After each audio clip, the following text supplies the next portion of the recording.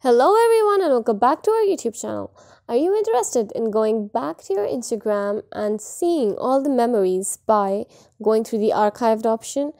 If you see any of the posts, you feel like sharing it with your friends or in Instagram with maybe as a story or a post? If that is the case, this is the right video for you because today's topic is how to share archived posts on Instagram. If you're interested in the video, be with us till the end.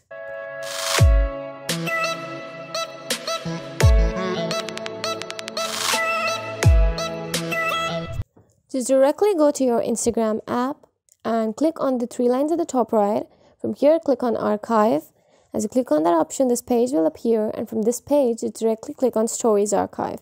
Select any of the stories, and you can just go to the highlight symbol at the down below. If you want to put it as in highlight, if you already created some, just go and put it in any of the highlights.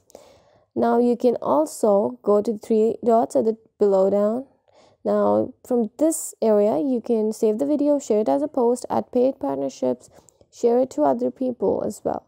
Now, directly go to the share symbol at the down below, and you can directly share the story as your current story just by clicking your story. For now, we'll just discard it out. So yeah, that's it.